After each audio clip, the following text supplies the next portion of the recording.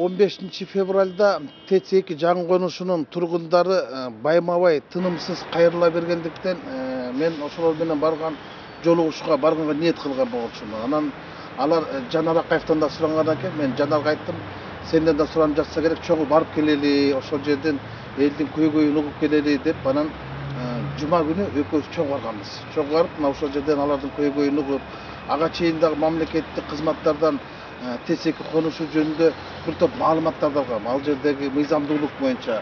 Анан баратып Жанар экөөбүз сүйлөшүп бардык, баланча экөөбүз. Буларды маселе чечилчү эле маселе экен. Мындай болгону көңүл бурулбай жатыптыр, тиешелде ошону тездетип берели деген ниетте барганбыз. Анан ошол жерде барганда эми эл көп болду. Анан ар жерде сүйлөгөн ар бир сүйлөмүм эмес сөзүм эмес ар бир тамгасын так билем.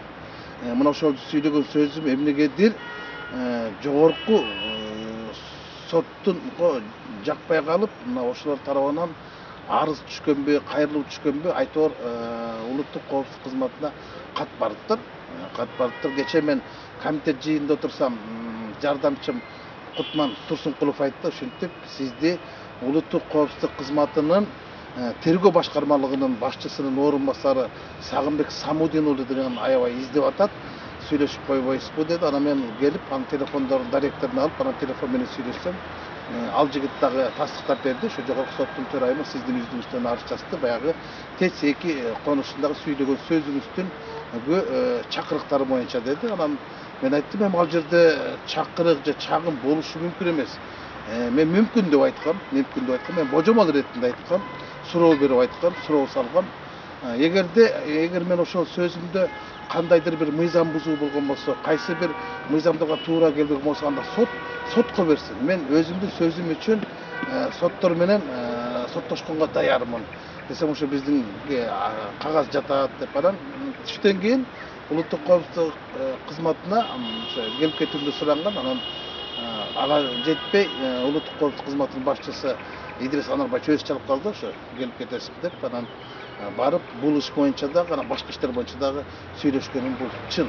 Бирок эмнегедир мага ошол жогорку соттун төрайымынын жазган арызымды көргөзө алган жок. Анткени ал арызы мейли кайрылуу болсо керек, же кат түрүндө жазса керек, же болбосо мындай кызматтык билдирүү жөнүндө жазганбы, айтор эмнегедир мага көргөзүшкөн жок. Ошол тергөөчү тумоолоп калыптыр, бүгүн чыккан жок, бирок бар экен тастыкташты да. Анан ошол болду. Мен бирок айтып бердим, магадыр ал жерде эч кандай менин сөзүмдө мындай бийликти басып ала турган, бийликке күч колдоно турган, же болбосо бийликти тартып ала тургандай чакырык, чагым сөздөр жок. Экинчиден, депутаттын статусу жөнүндө, макамы жөнүндөгү мыйзамда так көрсөтүлгөн. Депутат өзүнүн ишмердигине байланыштуу айтылган сын пикирлердин боюнча куугунтукталбайт деген. Анан ушул боюнча деле жооп берип койсоңор болот. Ал жок, эгер ар намысыбызды, соттун ар намысына, кадыр баркына шек келип, сот бийлигин жалпы кыргыз элине жаманаттык кылды десе, мен соттошом. А соттон утуп чыкканга дагы мен ойлойм, утуп чыгам деп. Анткени Кыргызстандын калкынын 90% бүгүнкү күндө сот адилеттигине ишенбейт. Мен муну жогорку кеңештин жыйындарында да бир топ жолу айткам.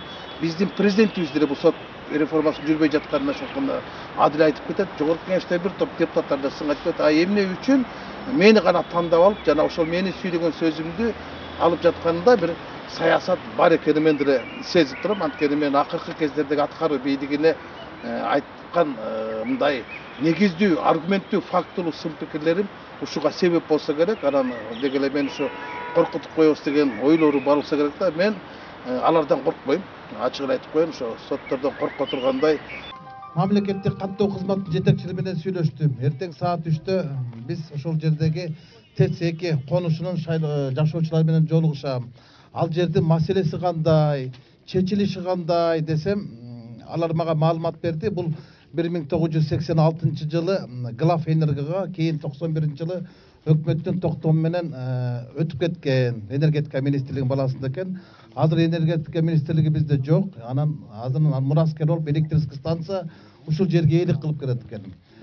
Бирок алар айтты, ушул Бишкек шаарынын мэри Ленин районунун акимчилигинин уруксаты менен элдерге берилген, турак жай курганга деп. Анан берилген. Мындайча айтканда, жанагы айткан сөзүңөргө кошсам, бул жерди силер басып алган жоксуңар, бул жерди силер сатып алдыңар. Бул чындык. Өкмөт силерге машинаны берип туруп да тех паспортуңарды бербей коюп турду 15 жылдан бери. Үйүңөр бар, бирок документиңер жок. Жашайсыңар, бирок пропискаңар жок. Ошентип шооруңар шорподой кайнап келатыр. Мен түшүндүм. Анан эми bunun чечүүнүн жолдору. Биз азыр эми Жанар Корончуш келдик. Биз албетте силердин көтөргөн маселеңерди жогорку кеңеште көтөргөнгө алыбыз такылыбыз да жетет. Кеп кандай кылып чечебиз? Ошондо болот. Мен мына менен кошулуп ушул мамлекеттик каттоо кызматынан дагы өкүл да келди. Ал менен дагы мен кабинетте отуруп алып картасын да көрдүм бул жердин. Ошо башы 87 гектарга кейін 47 болгон экен да. Эмне үчүн Ленин райондук соту, Ленин райондук акимчилиги силерге жерге турак жай салганга уруксат берген, анан кийин сокулуктук болуп чыккан. Силердин күнөөңөр жок да.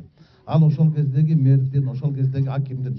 Анан силер коркпошуңар керек. Мен ойлойм, эми биздин өкмөт мынчалык наадандыкка барбаш керек. Силердин мага айтышып атат да, ал жердеги үйлөрдүн баары соттолтуруп калдык, сүрдүрүп салат экен. Сүрдүрүп сала албайт. Бийлик 1000 кишинин үйүн сүрдүрүп сала албайт. 1000 киши чыкса кайта бийликтин үйүн сүрдүрүп салышы мүмкүн да. Болгону ушул силердин документиңерди бул өкмөт өзү алыш керек болчу. Буну кандай кылып мыйзамга өзгөртүү киргизет? Же токтомду токуйбу? Баары бир мыйзамдаштырып бериш керек. Ал турган иш. Бул жерден бир эле нерсеси ошол документтерди силерге мыйзамдаштырып бериш керек экен. Эми аны биз комитетте, тиешелүү комитетке Жанар Кубанычөкөстөн көтөрүп, агрардык боюнча комитетте каратып, ошолго тиешелүү мэрияныкындагы Ленин район акимчилигин, мамлекеттик каттоо кызматын, электрический станция, өкмөттүн өкүлүн, жогорку кеңештин комитетинин эксперттерин баарын чогултуп отуруп, анан буну биз ошол сунуш беришибиз керек. Комитеттин бул конституциялык орган болгон чечим чыгарат. Мына ошол ТЭЦ 2 конушундагы 47 гектар жердин мындан алып келечеги кандай болот? Аларга убагында ким берген? Эми силердин сотторду мен таң калып атам да, ошо соттордун чечимичи. Эгер Кыргызстанда кийин же эртең жакын арада бир чоң толкундоолор чыга турган болсо, бул бийлик менен оппозициянын келишпестигинен эмес, бул эл менен, карапайым эл менен соттун ортосундагы алакадан чыгат да. Соттор ушунчалык надандык кылып атат. Мына эми силердин ушунча кишиге убагында уруксат берди. Силер сатып алдыңар да там салдыңар. Анан силердин каражаттыңардын баардыгын карабай туруп эле, анан кийин жок, бул тамдардын баардыгы мыйзам салынган, бузулуш керек деген өкүмдөр чыгарып атпайбы? Компенсация. Башка жерден силерге жер береби, каражат береби бул жер деген ала турган болсо, ал жагын карабай эле жок, бул жер мыйзамсыз берилген деп токтом чыгарып коюп атат. Мына ушундай нерселер чын айтканда мени дагы өкүндүрөт. Ушул өкмөттүн мындай өлүмтүк өкүнүчтөрү, анан соттордун өз элине караган мындай катаал өкүмдөрү элдин, карапайым элдин канын ичип атат да. Мен бизде кошулам. Силер аргасыздар ушундай болсо, бирок силерге рахмат ушинтип ак үйдүн алдына чыгып митинг кылып, акция кылып талап кылбай, ошо өзүңөр ошо депутаттарды чакырып атсыңар. Эми биз буну көтөрөбүз. Тиешелүү чечим кабыл алыш үчүн биз буну тездеткенге аракет кылабыз. Силердин алдыңарда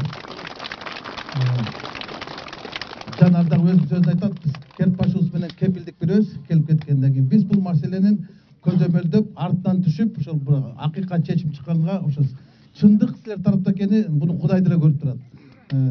Силер басып алган жоксуңар, силер сатып алдыңар, жакшынакай кылып мына светтер тартылыптыр. Эми кетсе, күнөө кетсе, ал өкмөттүн өзүнүн органдарынан кетти. Сокулуктан кеттиби, Ленин районунан кеттиби, аны мага десе атууга атып салсын, 40 жылга түрмөгө отургузуп салсын. Бирок силер мындай зыян тартпашыңар керек, силер жабыркабашыңар керек да. Силерде күнөө жок. Болгону силер 15 жылдан бери мына балаңар, кызыңар чоң атат, ушул үйдө жашап атасыңар, бирок пропискаңар жок болот атпайбы? Китебиңер жок, мектеп жок.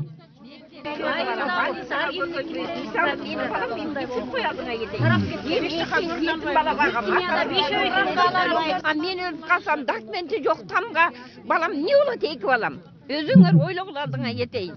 Мына ошондой элдин көгөй толтура.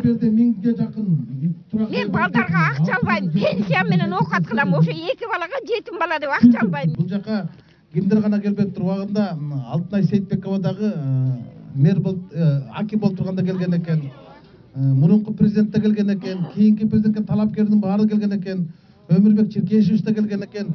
Бардыгы эле силердин жана добушуңарга куда түшүп, шайлоо бүткөндөн чечип беребиз деп алдап келген экен да. Биз Жанар экөөбүз келдик, биз алдабайбыз, биз көтөрүп беребиз.